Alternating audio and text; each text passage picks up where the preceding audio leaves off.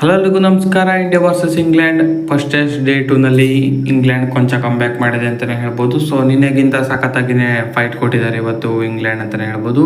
So ಮೊದಲನೇದಾಗಿ ಬಾಲಿಂಗಲ್ಲಿ ಸಖತ್ತಾಗಿ come back ಮಾಡಿದರೆ, ಅದಾದ ಬಳಿಕ ಬ್ಯಾಟಿಂಗ್ನಲ್ಲೂ ಕೂಡ ಮಿಂಚಿದ್ದಾರೆ ಅಂತಲೇ ಹೇಳ್ಬೋದು.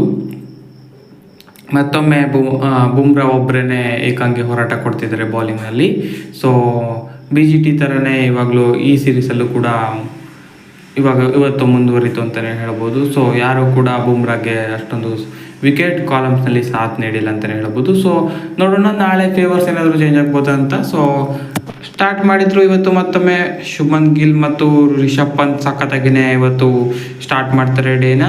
ಸೊ ಒಳ್ಳೆ ಪಾರ್ಟ್ನರ್ಶಿಪ್ ಇವತ್ತು ಕೂಡ ಬಿಲ್ಡ್ ಮಾಡ್ತಾರೆ ಶುಭ್ಮನ್ ಗಿಲ್ ಮತ್ತು ರಿಷಬ್ ಪಂತ್ ಅವರು. ಸೊ ಪಂತ್ ತಮ್ಮ 100 ಕೂಡ ಕಂಪ್ಲೀಟ್ ಮಾಡ್ತಾರೆ.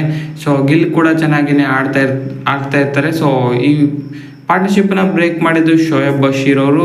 ಶುಭ್ಮನ್ ಗಿಲ್ 147ರಲ್ಲಿ ಒಂದು ದೊಡ್ಡ ಹೊಡೆತಕ್ಕೆ ಕೈ ಹಾಕೋದಕ್ಕೆ ಔಟ್ ಆಗ್ತಾರೆ. ಸೊ ಬೌಂಡ್ರಿ ಲೈನಲ್ಲಿ ಕ್ಯಾಚ್ ಕೊಟ್ಟು ಔಟ್ ಆಗಬೇಕಾಗಿ ಬರುತ್ತೆ. ಒಂದು ವರ್ಲ್ಡ್ ಇನ್ನಿಂಗ್ಸ್ ಮುಕ್ತಾಯವಾಗುತ್ತೆ 147 ರನ್ಸ್ಗೆ. ಸೊ ಅದಾದ ಬಳಿಕ ಬಂದ ಕರುಣ್ ನಾಯರ್. ಸೊ ಹಲವಾರು ವರ್ಷಗಳ ಬಳಿಕ ಟೆಸ್ಟ್ ಕ್ರಿಕೆಟ್ಗೆ ಕಮ್ ಬ್ಯಾಕ್ ಮಾಡಿದ್ರು. ಅನ್ಫಾರ್ಚುನೇಟ್ಲಿ 0ಗೆ ಔಟ್ ಆಗಬೇಕಾಗುತ್ತೆ ಬೆನ್ ಸ್ಟೋಕ್ಸ್ ಅವ್ರಿಗೆ. ಸೊ ಅದಾದ ಬಳಿಕ ರಿಷಬ್ ಪಂತ್ ಅಗ್ರೆಸಿವ್ ಆಟಕ್ಕೆ ಮುಂದಾಗ್ತಾರೆ.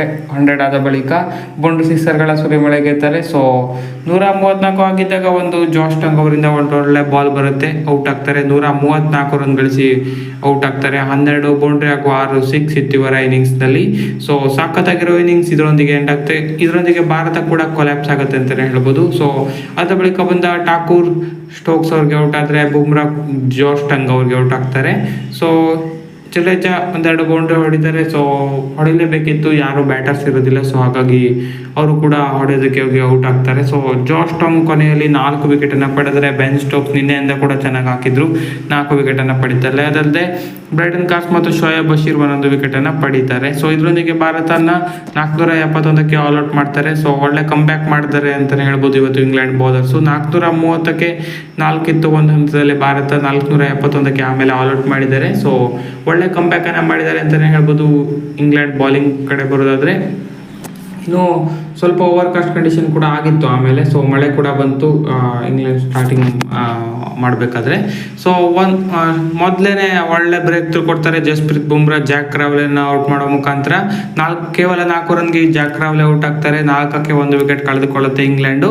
ಸೊ ಸಾಕಷ್ಟದಲ್ಲಿದೆ ಇಂಗ್ಲೆಂಡ್ಗೆ. ಡಕೆಟ್ ಮತ್ತು ಓಲಿ ಪೋಪ್ ಆಸರೆ ಆಗ್ತಾರೆ ಅಂತಲೇ ಹೇಳ್ಬೋದು. ಶತಕದ ಜೊತೆ ಆಟವಾಡ್ತಾರೆ. 122 ರನ್ಗಳ ಭರ್ಜರಿ ಜೊತೆ ಆಟ ಬರುತ್ತೆ ಡಕೆಟ್ ಮತ್ತು ಪೋಪ್ ಅವರಿಂದ. ಸೊ ಚೆನ್ನಾಗಿ ಆಡ್ತಿದ್ದ ಡಕೆಟ್ ಅವ್ರನ್ನ ಮತ್ತೊಮ್ಮೆ ಬುಮ್ರಾನೇ ಔಟ್ ಮಾಡ್ತಾರೆ. 62 ರನ್ ಗಳಿಸಿ ಚೆನ್ನಾಗಿ ಆಡ್ತಾ ಇದ್ರು. ಇನ್ಫ್ಯಾಕ್ಟ್ ಕ್ಯಾಚ್ ಕೂಡ ಡ್ರಾಪ್ ಆಗಿತ್ತು. ಡಕೆಟ್ ಅವರು ಸ್ಟಾರ್ಟಿಂಗ್ನಲ್ಲೇ ಜಡೇಜಾ ಡ್ರಾಪ್ ಮಾಡಿದ್ರು. ಸೊ ನಂಬಲೇಬೇಕು, ಜಡೇಜಾ ಡ್ರಾಪ್ ಮಾಡಿದ್ದಾರೆ ಇವತ್ತು ಕ್ಯಾಚನ್ನು. ಸೊ ಅಪರೂಪಕ್ಕೆ ಆಗೋದಿದೆಲ್ಲ. ಸೊ ಆಪರ್ಚುನಿಟಿ ಮಿಸ್ ಆಗಿತ್ತು. ಆಮೇಲೆ ಬುಮ್ರಾನೇ ಅವ್ರನ್ನ ಔಟ್ ಮಾಡ್ತಾರೆ. ಸೊ ಅದಾದ ಬಳಿಕ ಓಲಿ ಪೋಪ್ ಮತ್ತು ರೂಟ್ನಿಂದ ಮತ್ತೊಂದು ಪಾರ್ಟ್ನರ್ಶಿಪ್ ಬರುತ್ತೆ. 79 ರನ್ಗಳ ಭರ್ಜರಿ ಪಾರ್ಟ್ನರ್ಶಿಪ್ ಬರುತ್ತೆ. ರೂಟ್ಗೆ ಸ್ಟಾರ್ಟಿಂಗ್ನಲ್ಲಿ ಸಿರಾಜ್ ಮತ್ತು ಬುಮ್ರಾ ಒಳ್ಳೆ ಕಾಟ ಕೊಟ್ಟರು ಅಂತಲೇ ಹೇಳ್ಬೋದು. ಸಿರಾಜ್ ಸೆಕೆಂಡ್ ಸ್ಪೆಲ್ಲಲ್ಲಿ ಸಖತ್ತಾಗಿಯೇ ಬಾಲ್ ಮಾಡ್ತಾರೆ, ಆದರೆ ವಿಕೆಟ್ ಬೀಳೋದಿಲ್ಲ ಅನ್ಫಾರ್ಚುನೇಟ್ ಆಗಿ. ಸೊ ಆದರೆ ಒಳ್ಳೆ ಸ್ಪೆಲ್ ಹಾಕ್ತಾರೆ ಅಂತಲೇ ಹೇಳ್ಬೋದು. ಅದನ್ನು ಬಿಟ್ಟರೆ ಪ್ರಸಿದ್ಧ ಕೃಷ್ಣ ಎಲ್ಲ ದುಬಾರಿ ಆಗ್ತಾರೆ, ಶಾರ್ದೂಲ್ ಠಾಕೂರ್ ಕೂಡ ದುಬಾರಿ ಆಗ್ತಾರೆ. ಸೊ ರೂಟನ್ನು ಮತ್ತೊಮ್ಮೆ ಡೇ ಆ್ಯಂಡ್ ಟೈಮ್ನಲ್ಲಿ ಬುಮ್ರಾನೇ ಔಟ್ ಮಾಡ್ತಾರೆ. 10ನೇ ಬಾರಿ ಬುಮ್ರಾ ರೂಟ್ ಅವರ ವಿಕೆಟನ್ನು ಪಡಿತಾರೆ ಓವರಾಲ್ ಆಗಿ. ಸೊ 28 ರನ್ ಗಳಿಸಿ ರೂಟ್ ಔಟ್ ಆದರೆ 3 ವಿಕೆಟ್ ಇದರೊಂದಿಗೆ ಆಗುತ್ತೆ 206ಕ್ಕೆ. ಸೊ ಕೊನೆಯ ಓವರ್ನಲ್ಲಿ ಡ್ರಾಮಾ ಆಯಿತು ಅಂತಲೇ ಹೇಳ್ಬೋದು. ಸೊ ಹ್ಯಾರಿ ಬ್ರೂಕನ್ನು ಕೂಡ ಜಸ್ಪ್ರೀತ್ ಬುಮ್ರಾ ಅವರು ಔಟ್ ಮಾಡಿದ್ರು, ಆದರೆ ಅನ್ಫಾರ್ಚುನೇಟ್ಲಿ ಅದು ನೋ ಬಾಲ್ ಆಯಿತು. ಸೊ ಹಾಗಾಗಿ ಅವರು ಉಳ್ಕೊಂಡಿದ್ದಾರೆ. ಸೊ ಡ್ರಾಮ್ಯಾಟಿಕ್ ಆಗಿ ಸೇವ್ ಆಗಿದ್ದಾರೆ ಅಂತಲೇ ಹೇಳ್ಬೋದು ಹ್ಯಾರಿ ಬ್ರೂಕ್ ಅವರು. ಸೊ ಇಲ್ಲಾಂದರೆ 4 ವಿಕೆಟ್ನೊಂದಿಗೆ ಖುಷಿಯಾಗಿಯೇ ಇವತ್ತು ಹೋಗ್ತಿದ್ವಿ ಡಗ್ಔಟ್ಗೆ ಅಂತಲೇ ಹೇಳ್ಬೋದು.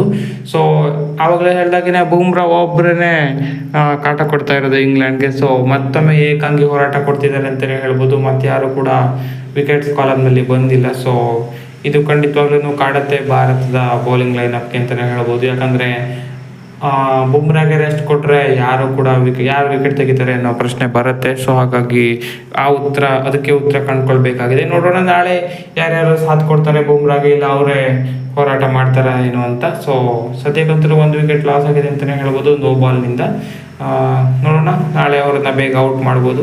Hope for the best. So ಇದಾಗಿತ್ತು ಈ ವಿಡಿಯೋ ಇವತ್ತಿನ ಆಗಿದ್ದು ಏನೇನಂತ. ಸೊ ಹೆಚ್ಚಿನ ವಿಡಿಯೋ ಆಗಿದೆ ದಯವಿಟ್ಟು ಸಬ್ಸ್ಕ್ರೈಬ್ ಮಾಡಿ ಪೋಸ್ಟ್ ಕನ್ನಡ. Thank you.